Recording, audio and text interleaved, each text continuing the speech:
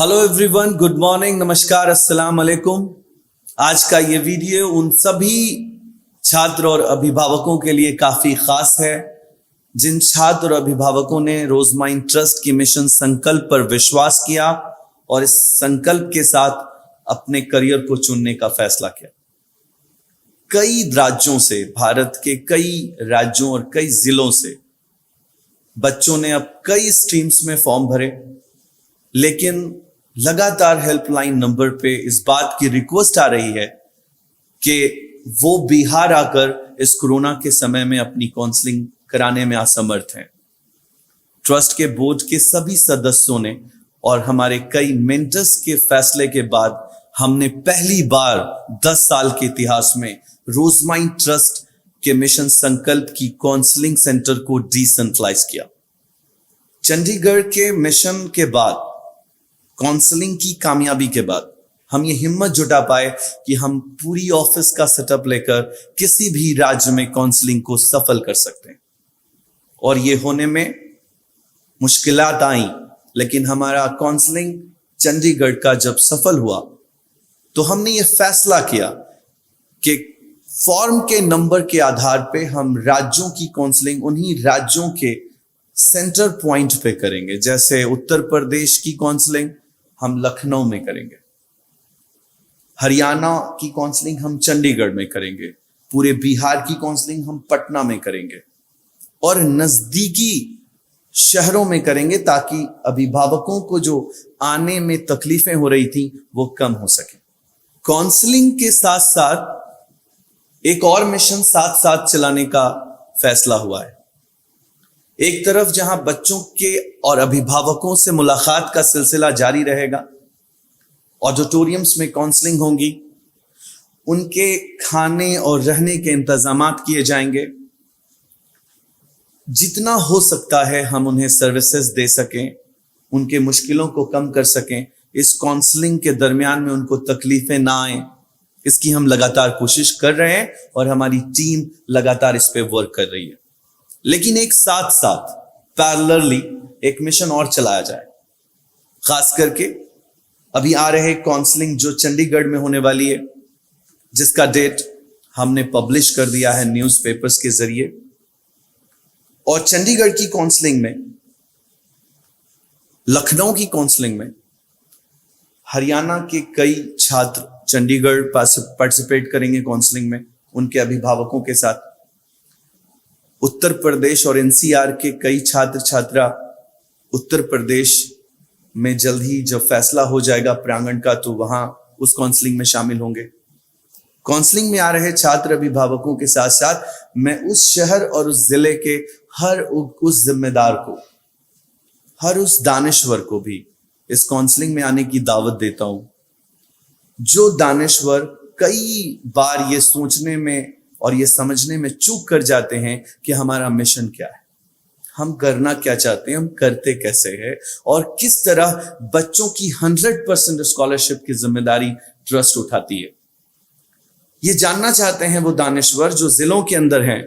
कई प्रोफेसर्स के जरिए सवाल पूछा जाता है, कई आईएएस के जरिए सवाल पूछा जाता है, कई आईपीएस के जरिए सवाल पूछा जाता है, कई लॉयर्स के जरिए सवाल पूछा जाता है और कई हर एक छोटे बड़े ऐसे लोगों के जरिए सवाल पूछा जाता है जो अपने बच्चे को, अपने शहर के बच्चे को इस मिशन से जोड़ने के पहले हेजिटेट होते हैं। मैं उनके लिए इस मंच से, इस रिकॉर्डिंग के माध्यम से दावत देना चाहता हूं उन हरियाणा, नूह, मेवात के सारे अभिभावकों को, उन सारे दानिश्वरों को कि वो मेरे खर्चे से आए और वहां रहकर, खाकर, हमारी दावत में आकर और हमसे वो सारे सवालात करें, उनसे हमसे वो सारी बातें पूछें जो वो समझना चाहते हैं। कई बार जब कोऑर्डिनेटर्स और एसोसिएट के माध्यम से मिशन की वो गहराई, वो गंभीरता समाज तक नहीं पहुंच पाती तो वो मिशन कमजोर पड़ जाता है उस दरवाजे तक पहुंचने में जहां हम पहुंचकर उस दरवाजे को नॉक करना चाहते हैं जहां एक गरीब का बेटा, एक गरीब की बेटी बंद कमरे में उसकी मां टॉस कर रही है कि हेड आया तो बड़ी को पढ़ाएंगे और टेल आया तो छोटी को पढ़ाएंगे। वो हर दरवाजे तक हमारा एसोसिएट एक एक्साइटमेंट और एक मिशन के साथ पहुंचता है, लेकिन कई सवालों में उलझ जाता है। जहां हर तरफ धोखा हो, फरेब हो, शिक्षा माफियाओं से बिक चुकी हो, वहां एक साधारण कोऑर्डिनेटर और एसोसिएट को उन बच्चों तक, उन अभिभावकों तक ये पहुंचाने के साथ साथ एक बड़ा चैलेंज सामने आ जाता है जब दानिश्वरों की ढोंग का ड्रेस पहनकर कुछ ऐसे लोग जो घर बैठे ही सब जानकर और फैसला सुना देना चाहते हैं, और वो इस मिशन को कमजोर करते हैं जिलों के अंदर में, और इस मिशन को कमजोर करते हैं राज्यों के अंदर में। शायद वो अपनी नासमझी की वजह से करते हैं, शायद वो इस इंटेंशन की वजह से करते हैं। उनके एक इंटेंशन तो ये भी हो सकते हैं कि कैसे एक गरीब का बेटा इंजीनियर और डॉक्टर बन रहा है इस मिशन के जरिए। अगर उनकी नीयत साफ है और सच में वो दानिश्वर कहलाने के लायक है, सच में वो जज्बात को समझते हैं, इमोशंस को समझते हैं, इस जिम्मेदारी को समझते हैं कि इस मुल्क का ग्रॉस एनरोलमेंट रेशियो बढ़े, तो मैं पैरेलली एक तरफ काउंसलिंग और दूसरी तरफ उन सारे दानिश्वरों को वहां बैठकर उनके साथ बोर्ड के सभी सदस्यों के साथ मीटिंग करके अपने मिशन को समझाना भी चाहता हूं। और बिल्कुल ऐसा ही सिलसिला उत्तर प्रदेश, बिहार और दूसरे सभी राज्यों में अपनाया जाएगा। एक तरफ ऑडिटोरियम में काउंसलिंग होगी और काउंसलिंग खत्म होने के बाद, खाने के बाद, कुछ रेस्ट के बाद, उन सभी दानिश्वरों के साथ इस मिशन को समझाने में उन सारे मेंटर्स को साथ रखकर और उन सारे फाइनेंसर्स को साथ रखकर इस बात को उन तक पहुंचाने की कोशिश की जाएगी कि यह मिशन सिर्फ किसी एक आबादी का नहीं है, यह मिशन किसी हिंदू का नहीं है, किसी मुसलमान का नहीं है, यह मिशन किसी सिख और ईसाई का नहीं है, किसी जाति, किसी धर्म का नहीं है। यह मिशन उस देश के हर युवा का है जो 10वीं और 12वीं के बाद पैसे के अभाव में अपने सपने पूरे नहीं कर पाता। यह मिशन उस हर पिता का है जो एक मिडिल क्लास में आता है, अपर मिडिल क्लास में आता है। यह मिशन उसका है जिसके पास गाड़ी है पर तेल नहीं है। यह मिशन उसका है जिसके पास कपड़े हैं पर उसको आयरन करने का पैसा नहीं है।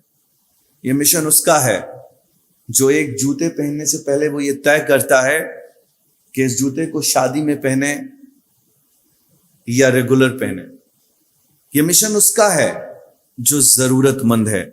हाँ, मैं ये कह चुका हूं कई बार वीडियोस में कि गरीबों को पढ़ाया नहीं जा सकता।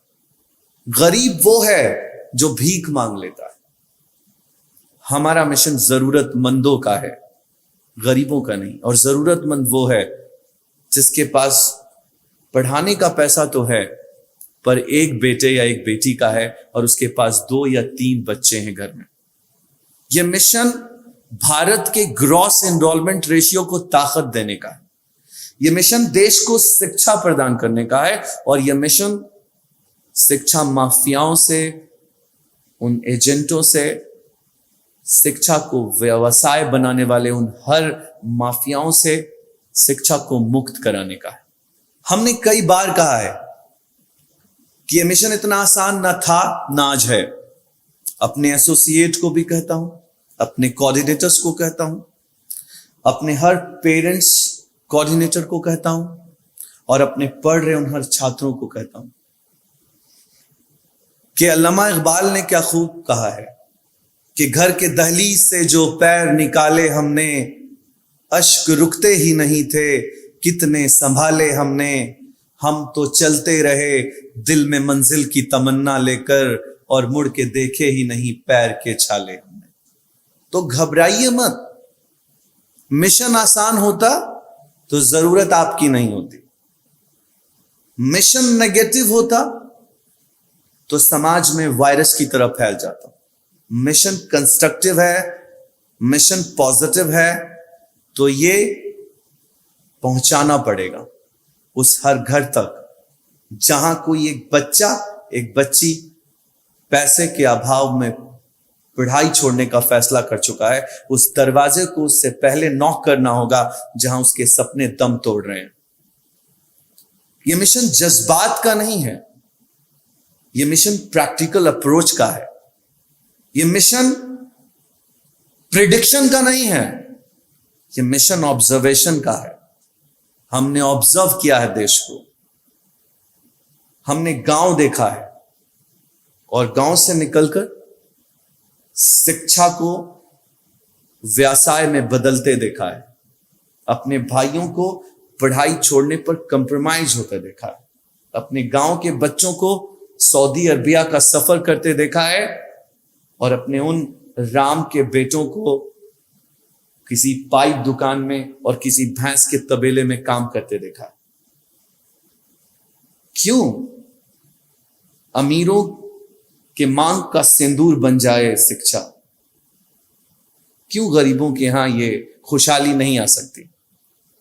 हम यही करना चाहते हैं कि देश में आज जो व्यवस्था है शिक्षा की, वो अमीरों के घर का जेवर बन गई है और हम उसे उन जरूरतमंद परिवारों तक पहुंचाकर इतिहास लिखने आए हैं।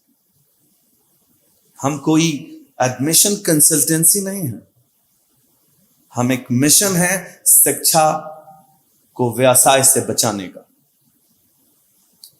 और लोग कहते हैं हमें जवाब दीजिए कि आप ये सब कुछ कैसे कर रहे हैं। आप होते कौन है जवाब सुनने वाले? हम जवाब उसे देंगे जो अथॉरिटीज हमसे जवाब मांगेगी। इसीलिए आज इस वीडियो के माध्यम से हम एक एक को जवाब नहीं देना चाहते, हम ये आपको खुले मन से दावत देना चाहते हैं, आइए हमारे सेमिनार्स में। हम आपके साथ, आपकी इज्जत के साथ, आपको मोहब्बत के साथ अपने दावत में बुला रहे हैं। आपके साथ पहले खाना खाया जाएगा, आपके साथ वो हर तरीके के रिश्ते कायम करने की कोशिश किए जाएंगे जो इंसानियत का रिश्ता आपका मेरे साथ बन सकता है।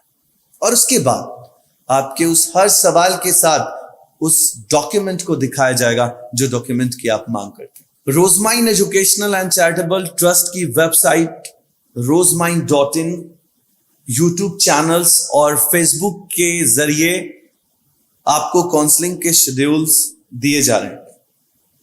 किन राज्यों में कहां काउंसलिंग होगी, आप उस फेसबुक के जरिए और वेबसाइट पे शेड्यूल निकालकर आप अपनी काउंसलिंग के दिशा तय कर सकते हैं। आप जब भी काउंसलिंग में आए, अकेले ना आए। मेरी रिक्वेस्ट है कि फैसला अभिभावक करते हैं, प्लीज, चाहे आपके अभिभावक, आपके पेरेंट्स एक किसान हो और खेत में कुदाल लेकर जाते हो, आप उनको भी लाने में हेजिटेट मत होइए। काउंसलिंग के शेड्यूल्स इंटरनेट से लेकर ये सवाल मत कीजिए कि मैं कब आऊं। हेल्पलाइन नंबर 8010078687 पे आप व्हाट्सएप में एक टेक्स्ट भेजिए कि आप कब अपनी काउंसलिंग कराना चाहते हैं।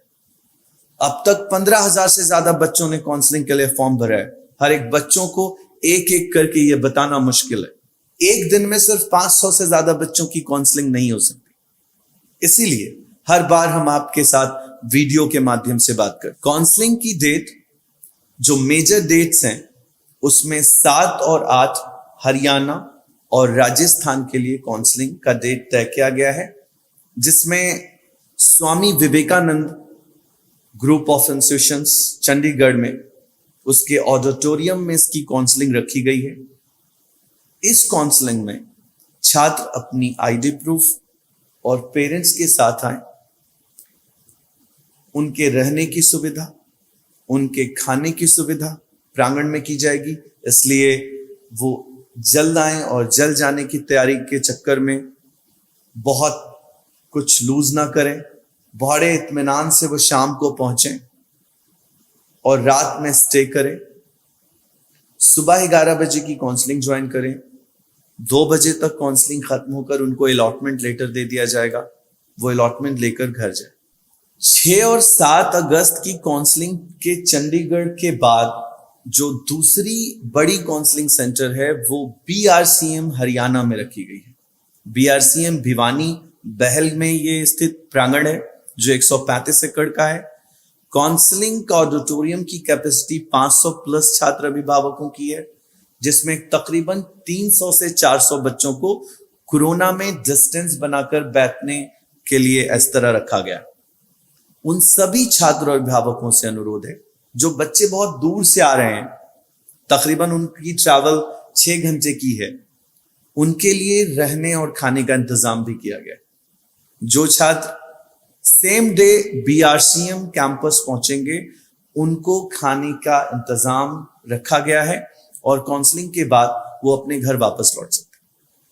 काउंसलिंग में आ रहे सभी छात्र और उनके अभिभावकों की आईडी चेक की जाएगी और फॉर्म के नंबर सीरियल नंबर से चेक किए जाएंगे। ईआरपी सिस्टम के जरिए उनको काउंसलिंग सेंटर में अलाउ किया जाएगा। और दूसरी काउंसलिंग बीआरसीएम कैंपस 11 के बाद जो तीसरी काउंसलिंग अगस्त की होगी वो 13 और 14 को होगी लखनऊ में, जिसमें उत्तर प्रदेश, गाजियाबाद, मेरठ, गोंडा और दूसरे शहरों के बच्चे पार्टिसिपेट करेंगे।